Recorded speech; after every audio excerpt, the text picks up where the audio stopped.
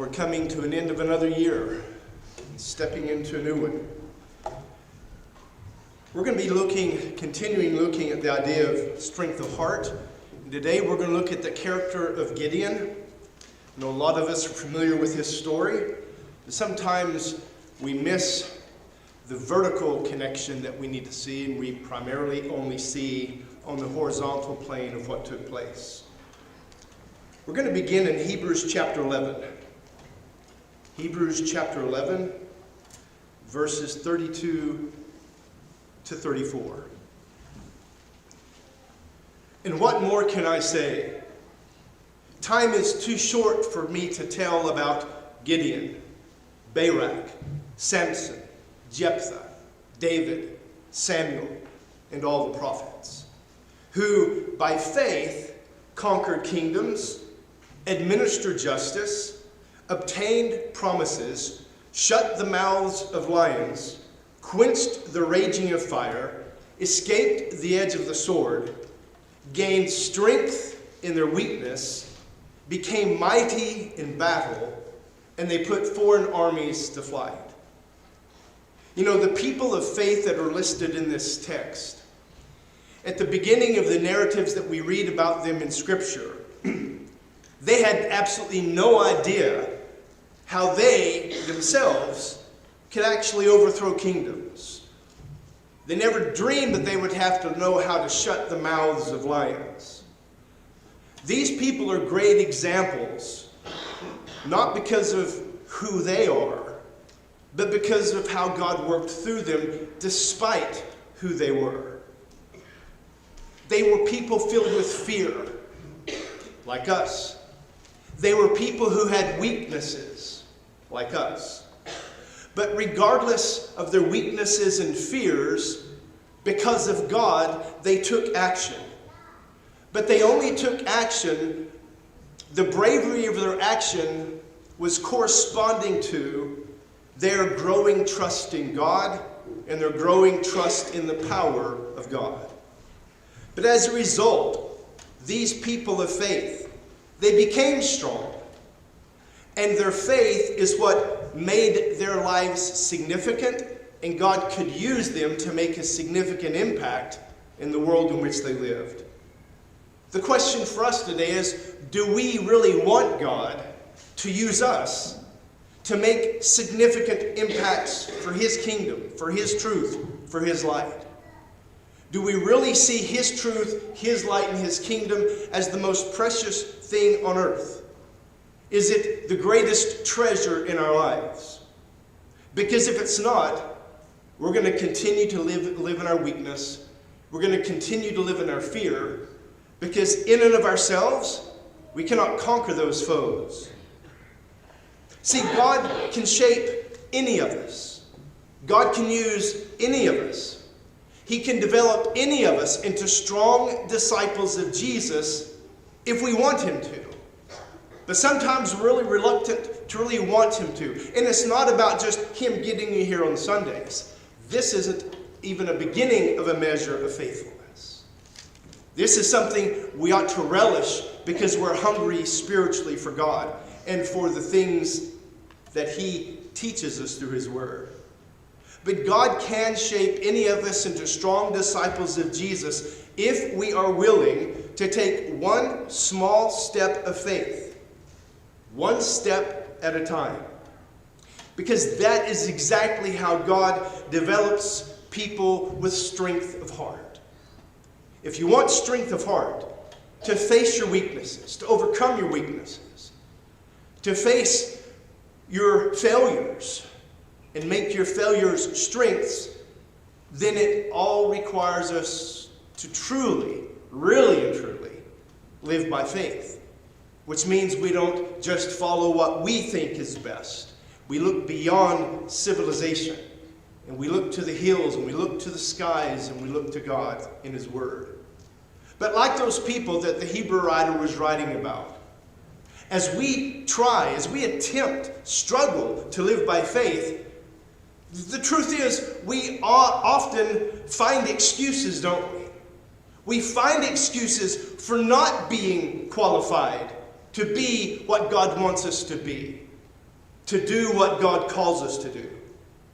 Because if those people that we read of in Hebrews 11, if they had defined themselves by all their flaws, by all their weaknesses, or by all their limitations, they would have lived very small lives. We would have never known about them because God could not have used them. But instead of being part of God's eternal plan, if we just focus on our flaws, live in our weaknesses and embrace our weaknesses and don't think we can do anything above our limitations, we are not a part of God's eternal kingdom plans. See, Gideon made two very important choices. And we're going to look at those choices today to try to make some application.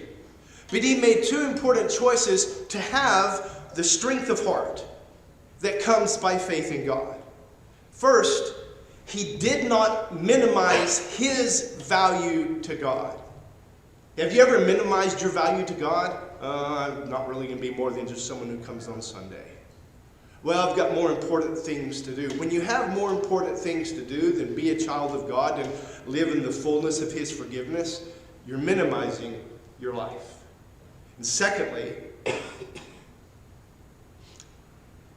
Gideon learned, it's hard, he learned to deal with his doubts. When we have doubts, we don't need to be dismissive and say, well, no one can really fully trust God. Yeah, you can.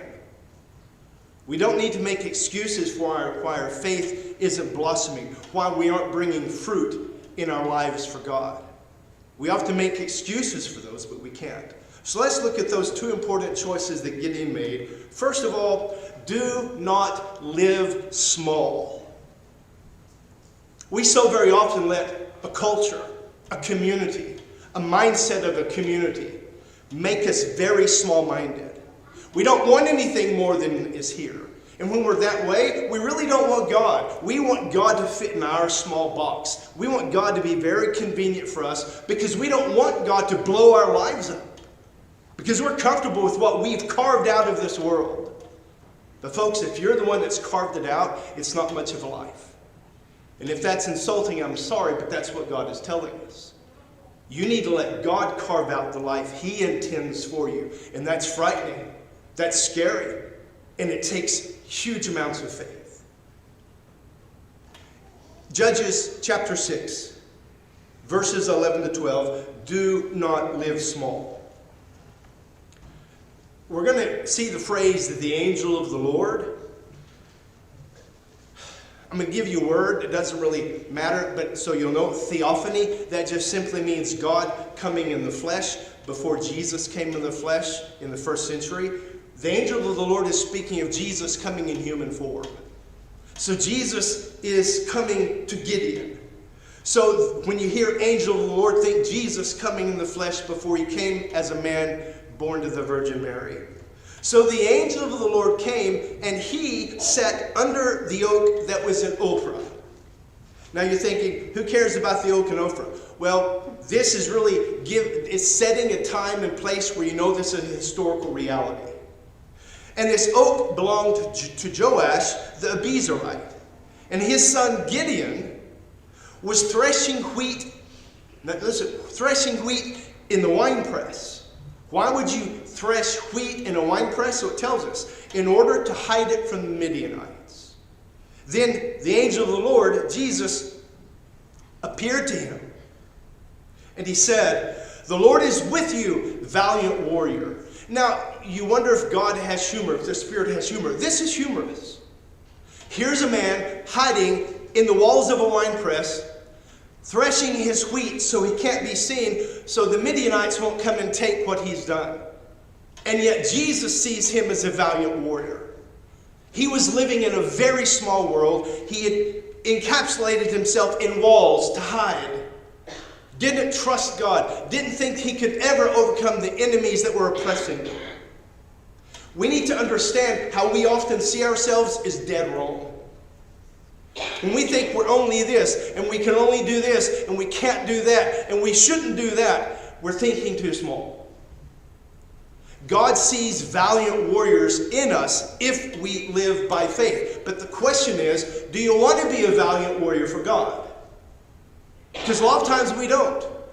We just want to fit God in our little small box, compartmentalize God so he fits into what we want our narrative to be. That's not living by faith at all. It's interesting because the historical reality here is in about 1169 BC, 3,000 plus years ago from today. But it was 126 years before Saul became Israel's first king. Israel was in a period of chaos. Israel had no king. They did not see God as their king. And so Judges says repeatedly, so each man did what seemed right in his own eyes. Relativism to the core. No absolute standards for anyone. And so in this period of time, in this darkness, we find Gideon hiding from the Midianites. Because for over 7 years, the Midianites, just imagine, for 7 years, an oppressing kingdom, people come in and they dominate you. And they oppress you. They steal your food. They steal all of your resources. What do? You probably hide in a wine press and thresh your wheat. So let's not be too hard on Gideon when we ourselves might do the exact same thing. See, but here's where the story turns. With God's impact, with God's guidance, with God's strength, Gideon later would rally a reduced army of 300 men to overthrow 135,000 Midianite soldiers. 300 to 135,000. Humans didn't do that. God did that. And what that tells us is, from our eyes, we see overwhelming odds that we can't be this way, we can't do this. If you know my past, you know what I've done, I'm not sure I want this. If you just simply give yourself to God in faith, he will give you the strength of heart to do unimaginable things, things you would never dream of. See, when God first appeared to Gideon, Gideon was living very small. He was weak, and he knew it. He was discouraged. He was extremely doubtful. He was totally inexperienced in living by faith. And he lived in fear. He was very much afraid of losing what little he had. His life simply became protecting what I have. But God intervened. See, God doesn't want us to live in our small-mindedness. God doesn't want us to live just simply how culture leads us to live. God has something much better in store for us. So God needed to convince Gideon to trust him. Because only when Gideon would trust God could God use him for God's plans. So when fearful Gideon recognized his need for faith in God, and when Gideon finally expressed his need for faith in God, then he found the strength of heart to step out of his hiding place, to step out of his small-mindedness, to step out of his convenient little world that he had created that he thought was safe, but it wasn't safe at all. And then God was able to build him into a man who was confident, a man who was humble, a man who was strong, and a man who had some understanding of the world from God's perspective. See, faith in God changes everything. And with faith in God, our weaknesses, this is what we need to understand. I know my weaknesses. I'm ashamed of my weaknesses. But sometimes I reside in my weaknesses because it's easier. To not be bitter is sometimes hard. To not be mean is sometimes hard. To not be antagonistic is sometimes hard. Because we know those things. And the effort and the energy and strength of heart it takes to change, we need God's strength in our lives. With faith in God, our weaknesses can actually become strengths in the hand of God. So instead of standing strong, and instead of confronting the source of his fears, Gideon did whatever it took to survive. Gideon did whatever it took to avoid conflict. So how do you deal with conflict in your life? How do you deal with difficulties that come into your life? See, when faced with something that feels too big for us to handle, what do? Do you just pretend it's not there? We do that often, hoping it'll soon go away, but it doesn't. Or do we try to give it to someone else? Let someone else take care of this responsibility, this monstrosity that I just can't deal with. So we slough it off. Or we may get stressed out and angry, and then we live stressful lives and angry lives, and we become very bitter, and we don't understand why people don't want to be around us anymore. They're jerks. They don't deserve me in their life anyway. Do we try to take control with anger? Or do we just surrender? Just give up and say, well, that's who I am. That's how I've always been. That's who I'm always going to be.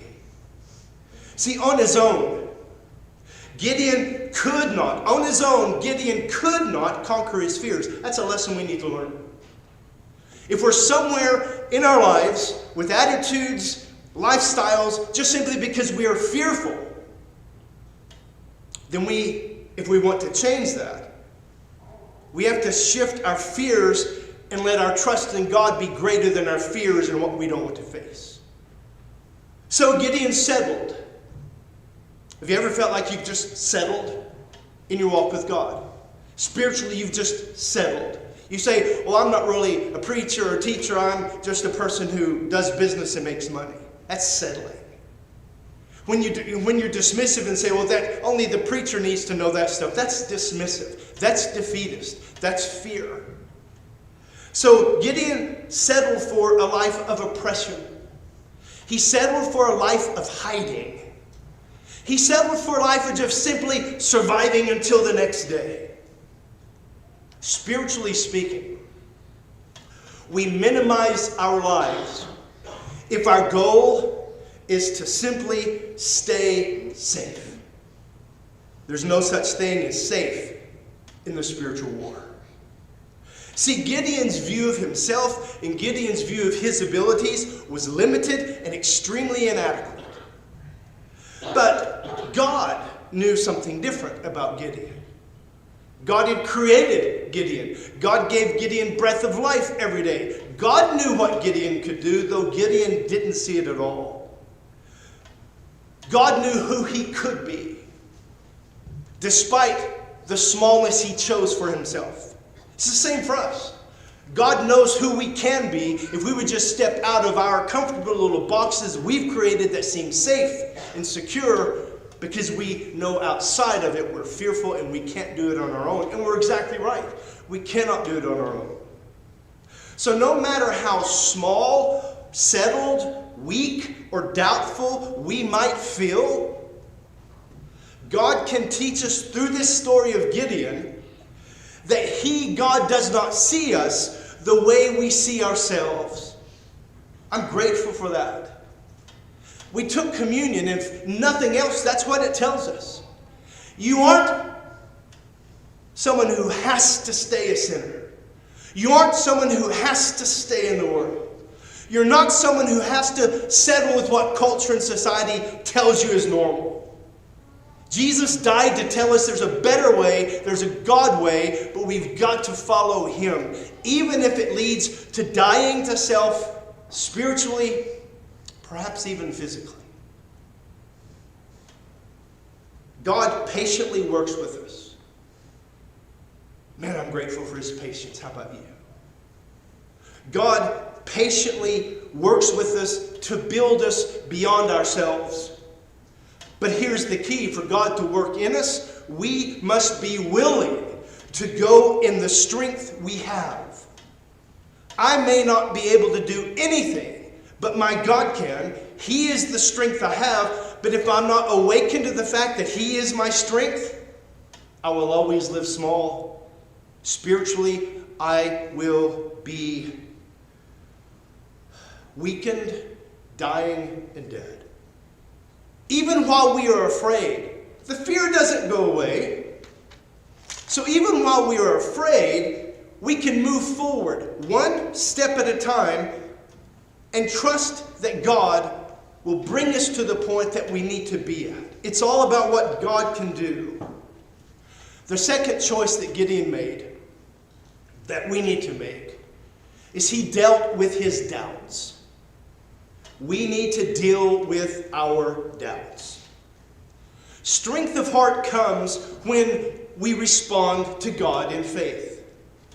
It's that simple. The stronger your faith, the stronger your strength of heart, that you will have the resolve and you will do something different. New Year's resolutions make no difference if you don't include God in the plan. See, Gideon was living a life of self-protection, self-preservation. He tried his best to shield himself from pain and from danger. When we live trying to shield ourselves from pain and danger, then it's going to be very hard for God to lead us. So Gideon did not immediately, it wasn't an immediate change. He did not immediately jump into action. He had to deal with two lines of defense that he had built in his heart. And we often build these two same lines of defense because we're afraid of what God is calling us to. We're afraid of the world out there. We're afraid of the danger out there. Two lines of defense he had to get rid of. This is how you deal with your doubts. The first doubt is his doubts about God. And you think, I don't doubt God. Yeah, you do. If there are things you do in fear, if you don't want to step beyond where you are because you desire comfort, then you don't really desire God, because God isn't going to lead us into comfort in this earth. Secondly, the second line of defense we need to get rid of is doubts about ourselves. So deal with your doubts about God. Judges chapter 6, verse 13. Gideon is speaking to Jesus, the angel of the Lord. Sir, Gideon replied. He gets a little cynical here, a little skeptical. If the Lord is with us, why has all this happened to us? And where are all the miracles our ancestors told us about?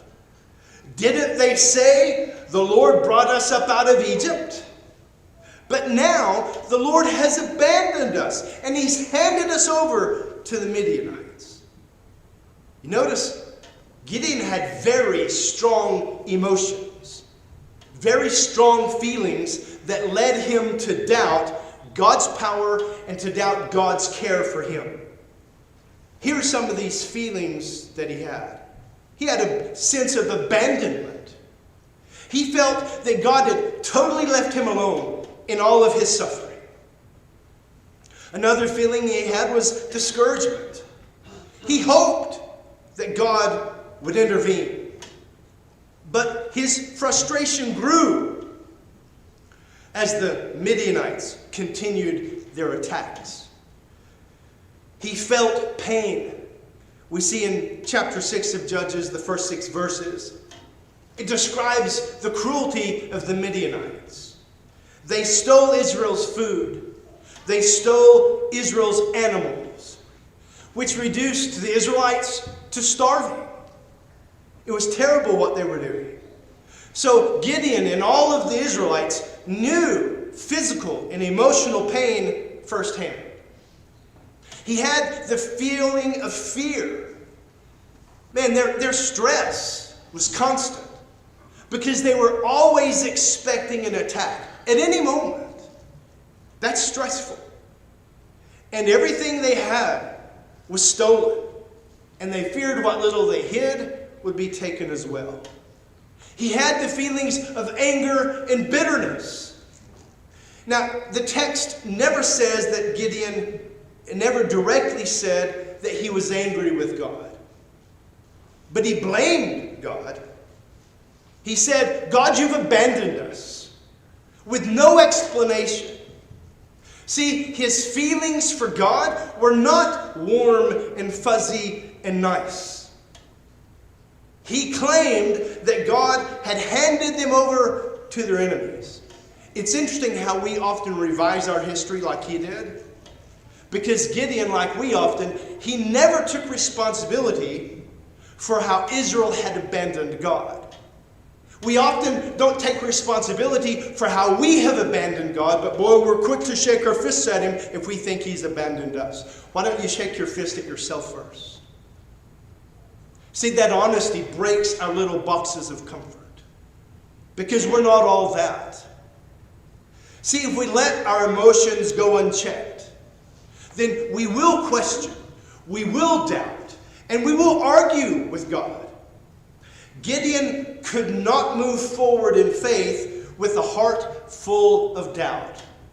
You cannot have strength of heart as long as you have a heart filled with doubt in God. We can't either. Settling, not taking action, living in paralysis because of fear. All of those things indicate that we have doubts and we have unresolved emotions about God. Do you doubt? Do you ever doubt God's ability or willingness to help you? Do you ever doubt his willingness or his ability to love you, to care for you? The fact is, God is strong enough to hear our doubts verbalized to him. God is strong enough to help us work through our doubts and our fears and our frustrations. If you have doubts, be honest with God about your doubts. He already knows them, but there's something very cathartic about you verbalizing to God the doubts and the hurts and the pains that are in your heart. Being honest with him is so crucial. Be honest with God about your doubts, your pains, your hurts. Because if you don't, and you keep it bottled in, you will continue to get spiritually weaker and weaker and weaker. The second doubt we need to deal with, in addition to our doubts about God, we need to deal with our doubts about ourselves. Chapter 6 of Judges, verses 14 to 15. The Lord turned to Gideon and said, "Go in the strength you have and deliver Israel from the grasp of Midian." Now, he says, go in the strength you have, but it's not about the internal strength of Gideon. It's about his God, if you will trust him enough to follow his guidance. And then he says the last 4 words in verse 14. I am sending you. Do you trust God enough to let him send you? Somewhere where it takes you out of your convenience, takes you out of your comfort, it takes you out of your goals and your plans for your life. In this new year, are you willing to say, God, I will go this year wherever you guide me. Give me the strength to do so. Verse 15. Gideon said to God, please, Lord, how can I deliver Israel? See the small-minded thinking, the sense of inadequacy. Look, now he's going to make excuses. Look, do you know who I am? My family is the weakest in Manasseh, and I am the weakest in my father's clan. He had his reasons to give God why he couldn't be that person. We often have our reasons why we can't be that person for God. God called Gideon to rescue God's covenant people from the oppression of the Midianite horde. But Gideon did not see himself the way God saw Gideon. So Gideon's first response gives us insight into his mindset. He was discouraged. He was extremely doubtful. So he resisted what he knew to be God's call because he was afraid. He was afraid of leaving his walls of what he thought was safety. He was afraid to leave his small-minded thinking. He was afraid to be different than the culture around him. He saw his family as the weakest in the tribe of Manasseh. He saw himself as the most insignificant in his father's family. What happened? Gideon had settled for survival. He had settled for just getting by another day. God doesn't leave us there if we live by faith. God took Gideon, and step by step, God led him to become courageous, to become passionate, to become empowered because of his faith in God. Gideon had to be honest about his doubts that he had about himself. We need to be honest as well. We need to question ourselves. Why am I not willing to do that? And look to see what our doubts are. And see if we want to leave our doubts. Sometimes we're just comfortable with the doubts we have about ourselves. But doubts about ourselves and doubts about God usually, most always, come with a lot of unresolved emotions about ourselves and about our view of God. Because the emotions that come with these doubts, these emotions are often emotions of inadequacy, insecurity, fear, shame of something in my past. So we bow our heads not in humility, but we bow our heads in shame before God, thinking He's not big enough to use someone as bad as me. That's not the voice of God. That's the voice of your adversary. We often camp out in self-doubt. Oh, we may believe that God is powerful, and we may believe that God is caring, but like Gideon, I can't see the bigness of God because all I can see are my weaknesses and my flaws. We do not believe we can ever be the person that God sees us as being or is calling us to be. Our fear of failure or our sense of guilt from past sins, those are the things that move us to doubt that we can ever be more than just broken sinners. Our weaknesses, our flaws are not a factor in what God can do. Do you hear that? Your flaws, your sins, your weaknesses are not factored in by God in what He can do with you. Because He can resolve those things if our hearts are right and we make choices to follow Him. Even if we feel like we're held back by our faults, and even if we feel like we're held back by our failings, God is not held back by those things. God told Gideon in verse 14 of chapter 6, and then the first part of verse 16. Listen what He says, because He's telling us the same thing. As we're stepping into this new year, think about this. Go in the strength you have and deliver Israel from the grasp of Midian. I am sending you.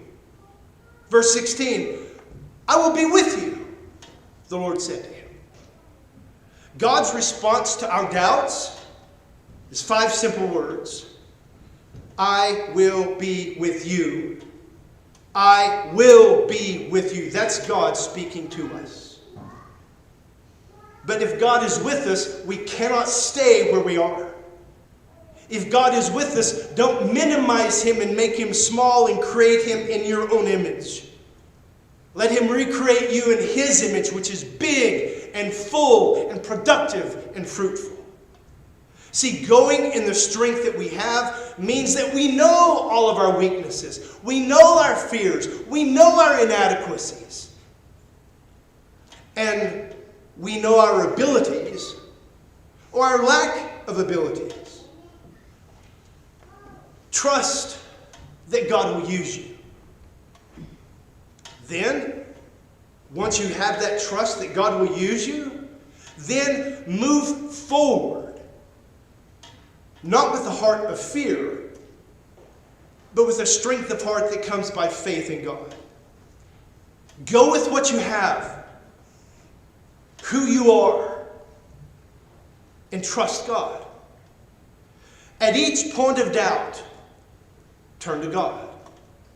And ask Him for the faith that you need, and ask Him for the courage that you need to be convicted that He is willing to help you, and that He is able to help you.